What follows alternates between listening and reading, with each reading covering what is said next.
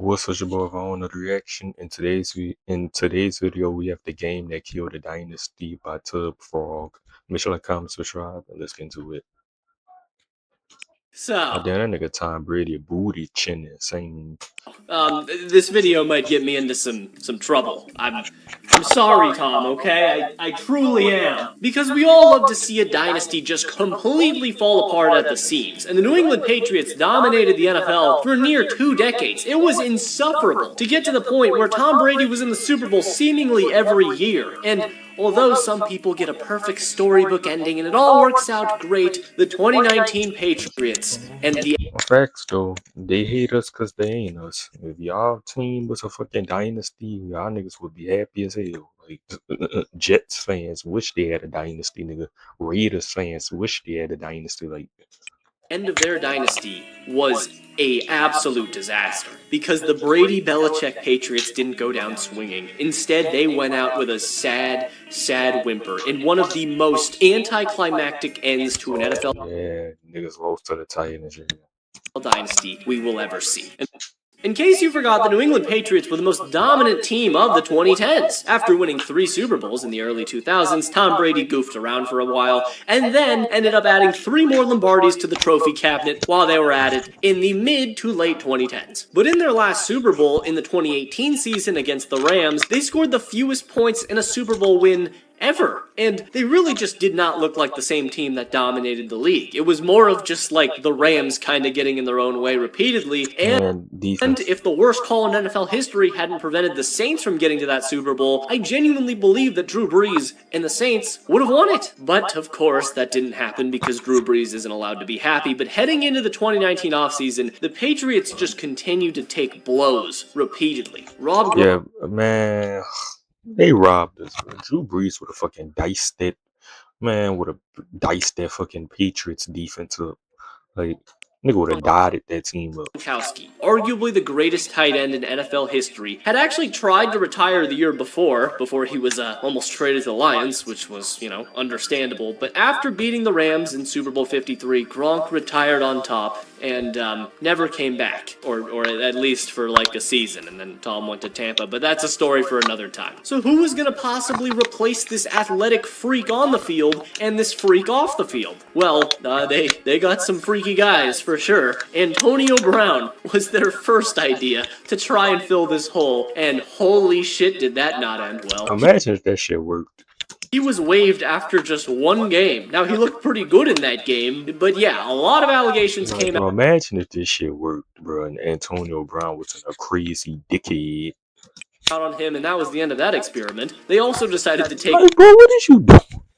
Another, totally not troubled player in Josh Gordon, who ended up staying with the team for significantly longer, but he was never really a needle mover in any way, shape, or form. They also used their first-round pick on N'Keal Harry, which is very, very rare for a Bill Belichick team to do, and he was one of the worst fucking wide receiver prospects we've ever seen. Legitimately, there is no highlights that exist of this man. His only notable thing he did in the league was catch a touchdown from Tom Brady, making him the 98th different player to do that. But to start out the 2019 season, it seemed like all of those concerns were a little bit overblown. The Patriots started out 8-0 and were dominating teams as always. The offense was putting up at least 30 points in all but 2 of with no Gronkowski. Like, what the fuck?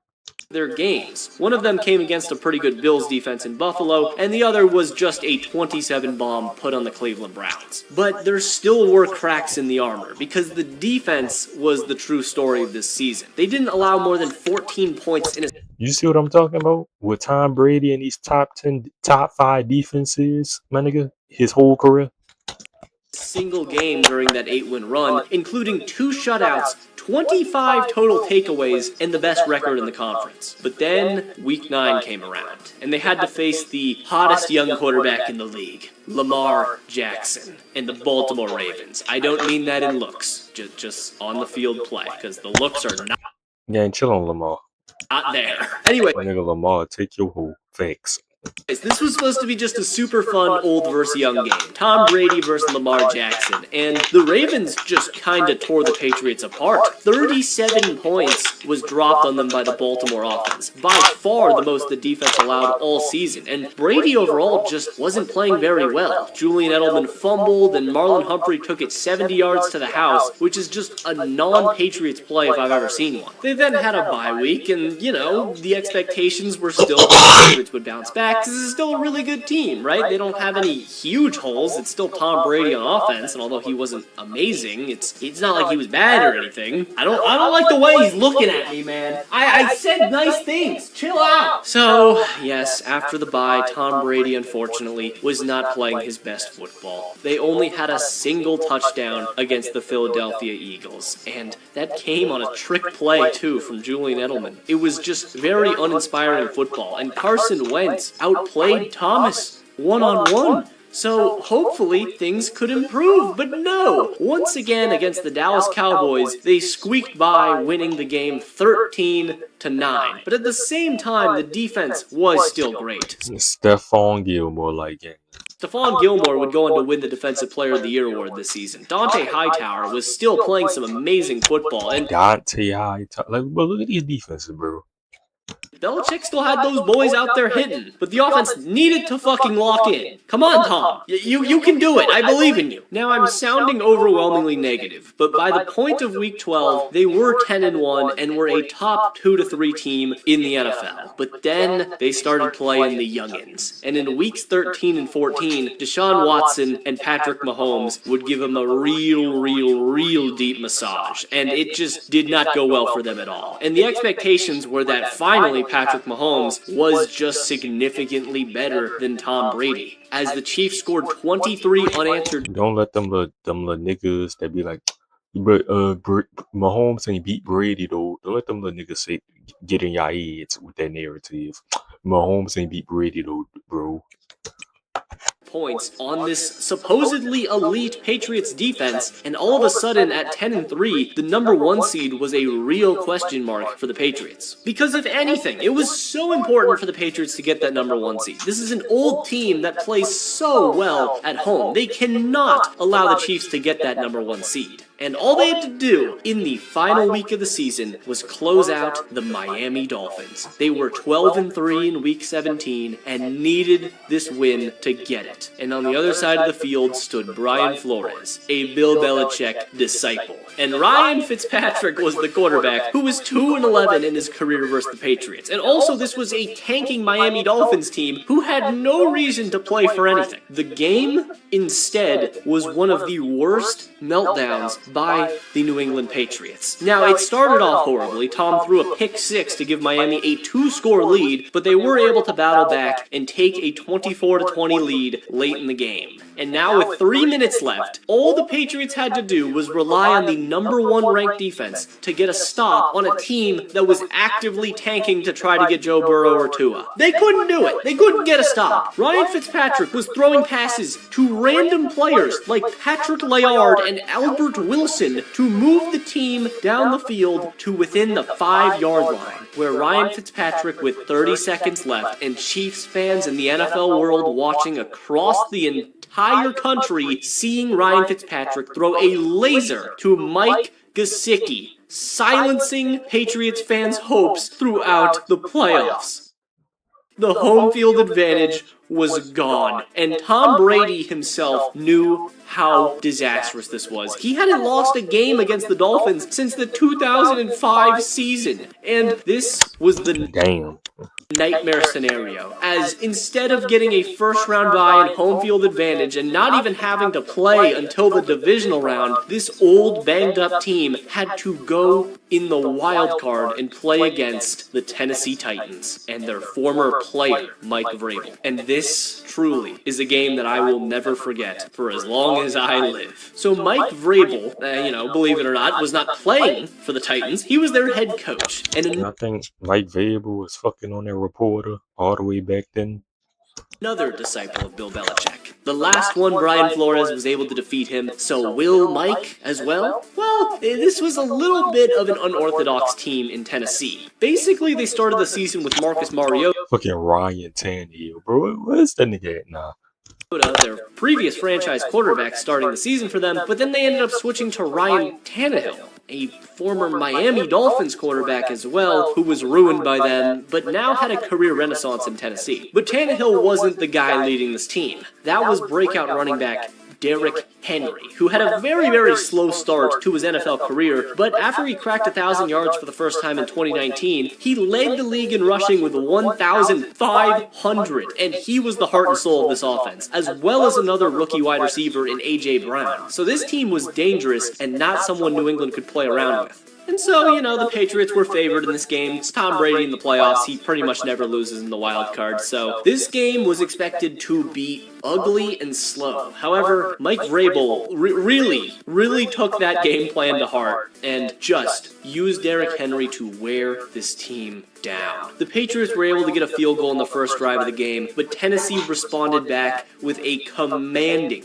near 8-minute drive. Henry run, Henry run, Henry run. He was averaging almost 7 yards per carry. And on 3rd and 10... God, bro, you could have stopped this nigga. He's still kind of unstoppable, but, bro, this Derrick Henry... Ryan Tannehill was able to score a touchdown on a laser to Anthony Firkser, and the Titans had a 7-3 lead. And it was clear that New England was going to have to work to get this game back in their control, which Tom Brady was able to do, as after a touchdown and another field goal, they extended their lead to 13-7. And at this point, that's a solid lead. Obviously, they're going to need more points, but the problem is they just couldn't stop Derrick Henry. Right away, Derrick Henry ran for 29 yards on the first play. That big ass poop pile of shit in the back of his head.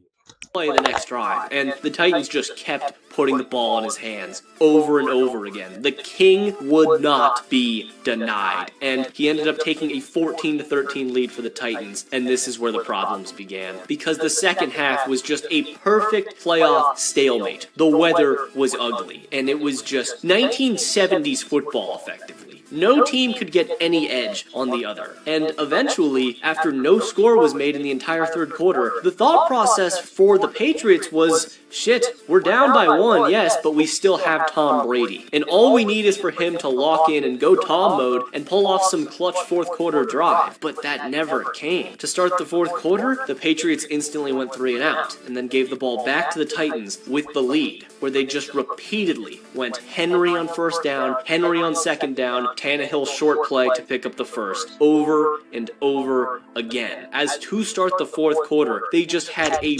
Y'all ever seen that clip? I think of Jack Jones talking about how you can make quarterback easy. This is how you make quarterback easy. Spam running plays and throw a fucking short pass. Something like Brock Purdy. Brutal.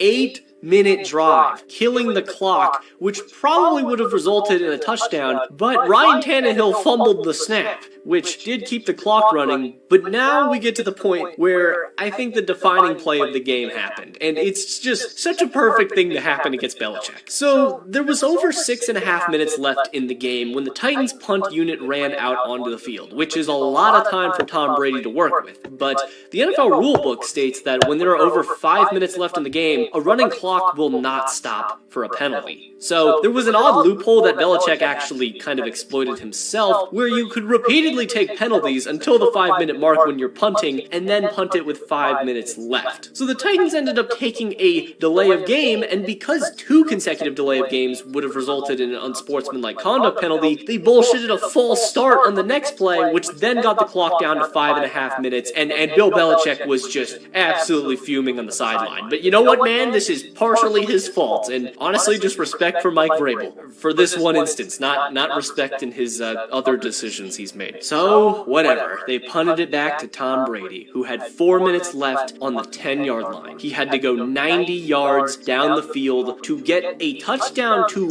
Well, I'm just looking at time. at least give them a shot to win it, or a field goal to give their defense a chance to put the game away. But although they picked up a massive chunk play on the first play of the drive, they just stalled out. On 3rd and 4, he threw it incomplete to Philip Dorsett, and they punted it right back to the Titans. And that was the end of the game. Because again, Derrick Henry ran it. Derrick Henry ran it over and over again. And by game's end, the Titans had the ball for over 31 minutes in this game, accumulating 201 rushing yards on 40 carries, just wearing down this elite Patriots defense. And after leaving just 15 seconds left on the clock, it was really setting in that Tom Brady was potentially done as a New England Patriot because his contract was up this season, and the dynasty that had ruled over the league for 20 years was over. And fittingly, on his last throw as a New England Patriot, the ball popped up in the air and it was a pick six. The Tennessee Titans, of all teams, defeated the Dynasty New England Patriots. And afterwards, as we know, Tom Brady would leave for Tampa Bay. Bill Belichick's reputation would be damaged even further in the coming years, as he was never able to do anything overly successful without Tom Brady. Still, he deserves it. And niggas be shitting on them now. Bill Belichick was none without Tom Brady. Credit for getting Mac Jones to the playoffs, but still, they just ran out of Tom Brady magic. And if they had won the Super Bowl... If Mac Jones turned into a good quarterback in the NFL, because he showed some glimpses with the 49ers, niggas going to take back what they said about Bill Belichick this year, which I really think would have been almost impossible, then maybe Tom would have stuck around for 2020, but that didn't end up happening. And out of all teams, the Tennessee Titans and Derrick Henry were the team that executed the New England Patriots dynasty and finally put the last nail in the coffin of the New England Patriots as a dominant team in the NFL. But anyways, if you like this video, then subscribe, because I got a lot. Good video. Make sure to comment, subscribe, and about deuces.